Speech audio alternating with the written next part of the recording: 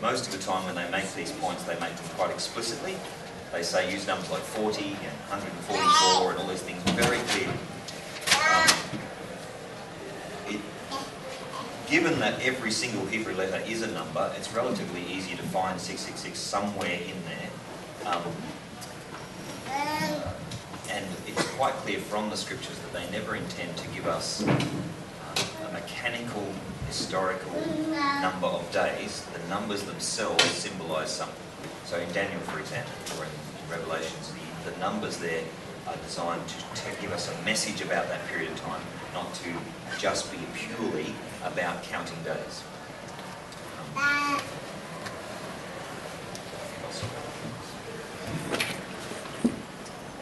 More questions? Don't be scared. Are you anything? Oh, there we go. Yes. Presumably, it's established Catholic dogma that at some point in the history of the universe, there would have been some intercession by God to make it so as the kind of uncaused first cause. How do Christians then reconcile the enormous sort of physiological imperfection of humans with God's presumed infinite foresight?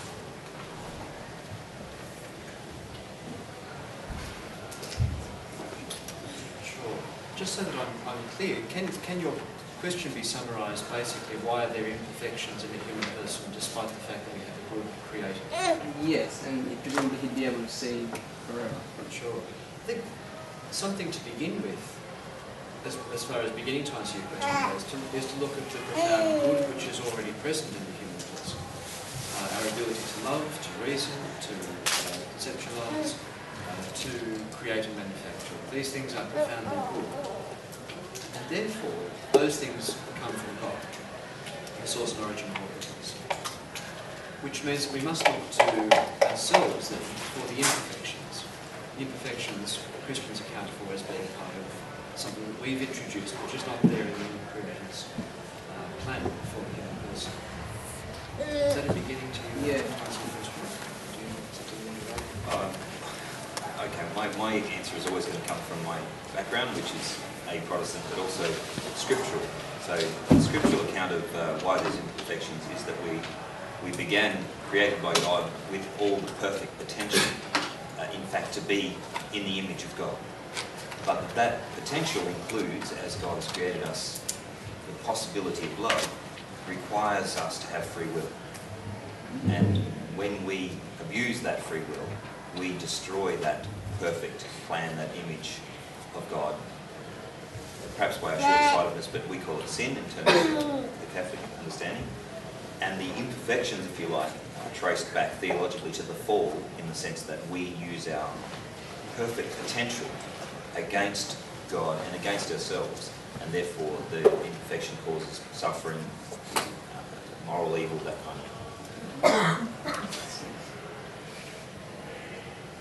So that, would you say, if I had cancer, that was ultimately my fault?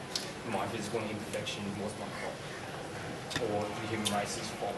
We would not say that it's a direct response to a particular moral evil that you personally had done. There's no understanding, unless we have some sort of divine revelation which tells us this, there's no understanding that if you had cancer, well, God's getting you back for that naughty thing you did the other night or something.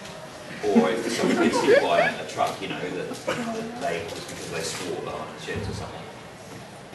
That's a notion that's never been taught in the Catholic Church. We do, however, say that we can trace directly much evil to what Augustine calls type 2 evil, moral evil. Is that right? Type 2? Where human free will is used to attack some good. Now, it may be that in the case of cancer, we'll never know what disrupted things enough to get to that point. So we can't actually judge from our perspective the exact immediate cause of that.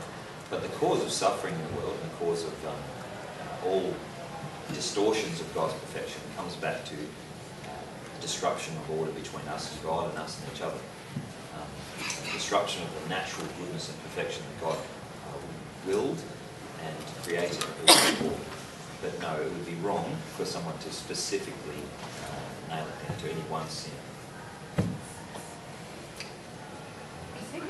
with Adam and Eve. When God says, therefore, to Eve, he says, therefore you shall suffer the pains of childbirth, and he says to Eve, therefore you shall desire your wife. And immediately sets them up as a consequence of them breaking that bond of perfection that they had, if that makes sense. It is the human relationships. I mean, obviously the creation account needs to be taken as the account that it is, but the way the story is set up is that original perfection is so innocent and pure and fearless of each other that two people can be naked in the same room and not fear each other and not be ashamed of themselves because they're like little children. Little children can run around with sheer delight and joy in their nakedness because they're completely without fear of being abused. They don't understand the possibilities of other people's wrongdoing against them. But when we grow up, we understand that and we kind of need to protect ourselves from that. But and you see that breakdown in the story of the fall, that Adam and Eve, who were able to be completely trusting of each other and fearless, suddenly there's the possibility, just the possibility of abuse of each other, and they hide from each other. The relationships break down. And so it's not just the cancers of the world that result of the fall, it's actually the fact that we're not in perfect relationship, that we actually use each other instead of love each other, that we look for our own benefit, immediate benefit usually, as opposed to somebody else's good. Would that also explain animals, abusing animals in a similar way? Well, no, St. Augustine would take that differently, and usually the Catholic Church follows that and says that's a case of something which is working out its natural, it's just its nature, and it happens to impact on the good of another thing. If a brick falls from a building, right, in an earthquake, the brick didn't sit there plotting, going, yep, yep, who can I harm today? It just fell. It's the nature of bricks to respond to gravity, etc. And if it hits me in the head and kills me, then there was no moral evil involved. It simply was a natural. So we wouldn't designate it the same way. We would, in a general sense, attribute it still to the breakdown, not just of humanity, but of the whole of creation's relationship to perfect order.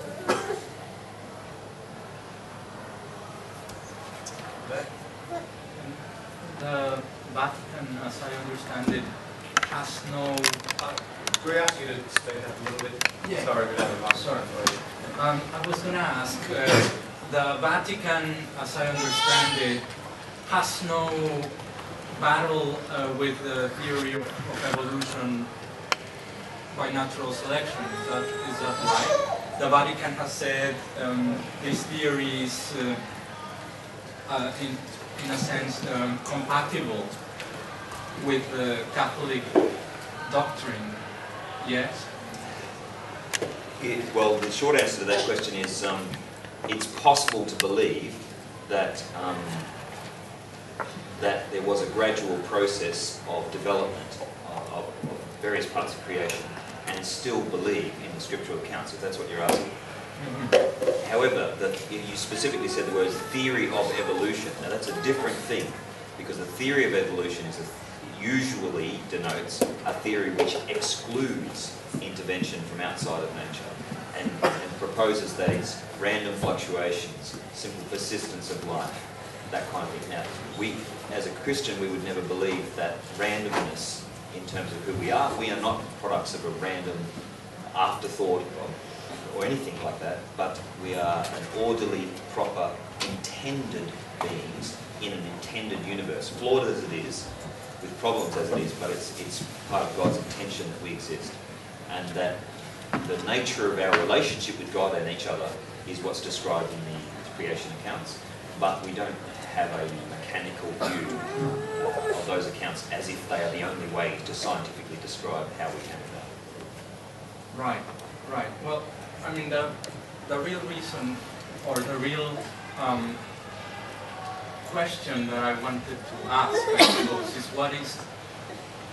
what is, or if a Catholic believes in evolution, what is problematic for me, at least, would be at what point is there a clash?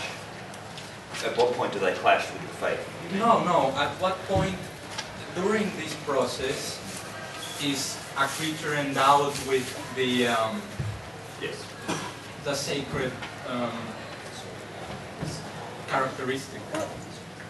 Because admittedly, animals are, or non-human animals, are a different set of creatures. Obviously, there is no heaven or hell for non-human animals. You're absolutely right, and the definition of the human being in Scripture, and I understand philosophically, although I'm not a philosopher, is that we image God in our intellect, will, and our communion, nature of desire for communion with other human beings or other persons. So you're right, animals are incapable of that level, if you like, of existence. But again, you put your finger on a big problem. And if you do follow a gradual development theory, there must at least, philosophically, be a moment where there is no such person who images God in his free will or whatever, and at the next instant, somebody who does. Now, I've seen someone attempt to say how this could have happened by natural selection and that come about, but to be honest, it's not a question that theologians can answer without going back in history to look at the event. And the same with scientists. We're really only offering theories. As a theologian, I can only say that the Church insists only that it was God's intention. So if it happened that way, then it happened exactly as God intended it to happen. If it happened some other way, which is, I would say there's probably more evidence to say there's intelligence at work in the process, whatever you want to call it, then it happened the way God intended. And we are no accident. We are intended, we are loved, and we were loved and intended from the beginning of the universe. There had to be a creator of sorts, because if everything was left to chance, we wouldn't be moving forward in a productive way. We'd actually be going in every direction. Things wouldn't be developing, so this theory that everything developed in evolution relies on the fact that something is behind it. And he acknowledged that, but he said, I just don't believe we can interact with that creator, that force. Yes, if I can, I guess that sort of implies that there is a direction, as you say. I mean, because one could have a possible belief that there is no real, one is not forced to believe that there is a direction, forward, development, bad before, good after. One could just see it as what happened, as it were, there is a process and then we are here. It doesn't mean that we are better than non-human animals or special. We are special in some ways. We have certain abilities. Other non-human animals have other special abilities. I mean, I guess this is not a question, so I'm sorry. I was just sort of thinking about it.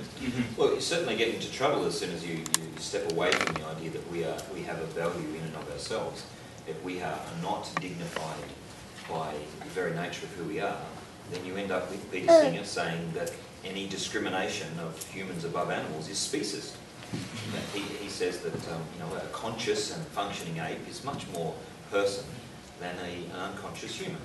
Right. And he suggests that a young and sprightly dolphin choosing its fish is much more of worth and worth defending than an elderly and dying human being.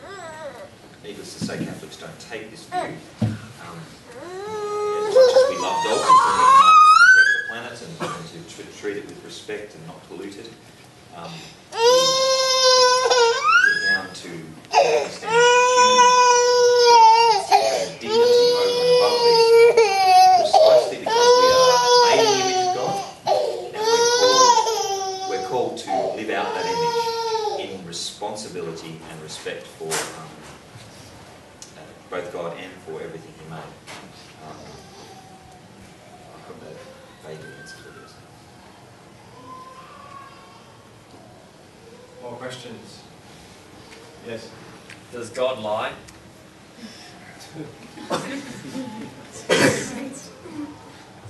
What makes you But I'm interested in where this might lead with you.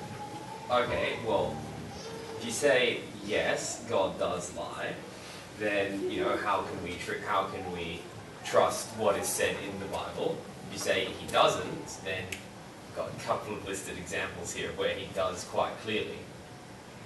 Where it seems to you means that he lies. Well, no, actually, in the Garden of Eden story, he tells Adam and Eve that they will be poisoned if they eat from the tree. He says you will surely die. He says they will surely die, yet they do actually go on to live for about 930 more years, whereas the serpent, there in that instance, tells the truth about the nature of the apple, that it will give them knowledge of good and evil, which is quite correct, for which God casts them out. What happens to Adam after he lives for 930 years? I believe he bears a few descendants. And then what happens? I really don't know. I think it's quite vague, isn't it? No, it says, and he died. Oh, yes, he died. Cheap shot. Now, in fact, the text after the Genesis account is a long string of people who are born, bear descendants, and then they make the point of saying, and he died, and he died. Now, the point being is the tree of life, which is in the Garden of Eden, represents immortality. Once that communion with God is shattered, the promise that God has warned them about, if you like, not a promise but a curse, that if you eat from the tree of the knowledge of good and evil, you will surely die. Just simply because it doesn't literally poison them as they eat it, doesn't mean that... So truth by omission. No, it's not a truth by omission. They actually die. It is quite a clear statement where God says you're going to die if you do this. Now, if I said to you, if you said to me that I was going to die if I did this, that would imply that it would be a fairly recent thing. Only for a Westerner who sees things in terms of a 1 hour time attention span. If I say to you, if all you eat is fairy floss, you will die. Okay?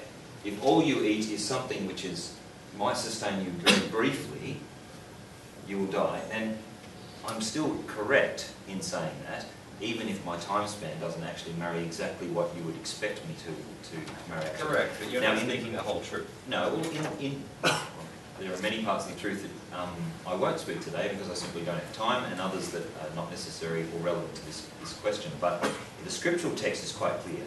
If you read Genesis 3, in the fall, you will surely die. Then they have the whole play out. By the time you get to Genesis 5, you have the series of deaths. Adam, Eve, all the others just die, die, die, die. Now, even if we're just taking the biblical narrative as our point, there's no lie there. Now, I mean, I was actually expecting you to raise several other situations where God actually uses sarcasm, or where God tests Abraham and says, do this, but he actually didn't. All kinds of complicated issues where the use of language, the form of language that's used, in itself seems to be in contradiction to what actually happens. Again, like in a play, if you go and see a movie, you don't think the actor is lying to you when they pretend to be somebody else. The context is clear. The form of literature is clear. Just as in the scriptures when a psalmist says, I'm surrounded by bulls of Bashan. You don't think he's lying because he's not physically surrounded by bulls. He's using imagery to get a point across. It just takes a little bit of intelligent work in understanding what the author is trying to tell us in the scriptures to figure out that the scriptures are not inconsistent in this way. You're right that we can't just take them at face value, though, and just go, oh, well, it seems to say this, and it seems to say that, therefore, well, that's wrong. It takes a little bit of work sometimes to understand what's going on, but it's consistent. A lot of work given 300 listed contradictions. Well, it is a text that's come to us over as long as 1000 BC to now, so we're looking at something 3,000 years ago. And if any other scholar attempted to say that we could just pick up a text from 3,000 years ago and read it as if it were written yesterday for our context, they would think you're gone stark raving mad. It takes hard work to get to the bottom of these things. It takes, part of my job is to teach the ancient languages and to teach people how to interpret things, and it's just not an easy thing to do. That's why we rely on thousands of years of scholarship of the church to guide us there.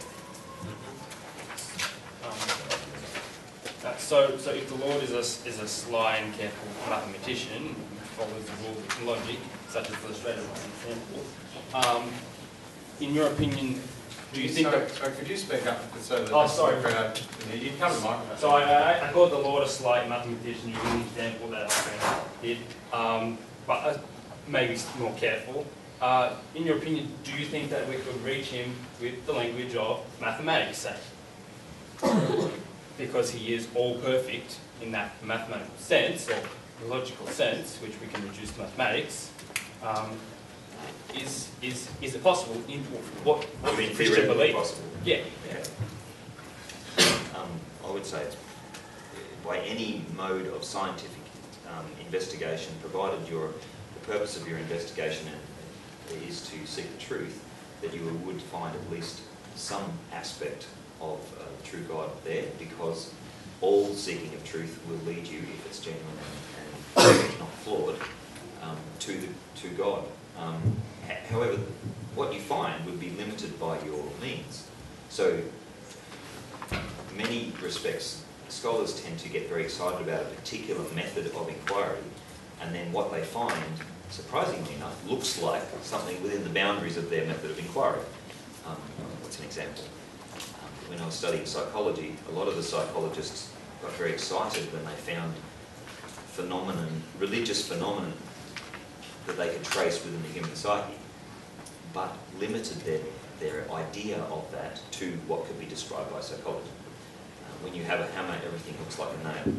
So, in other words, I'd say yes, well, sure, in mathematics, but you would need to broaden the horizons to find the true full understanding of God.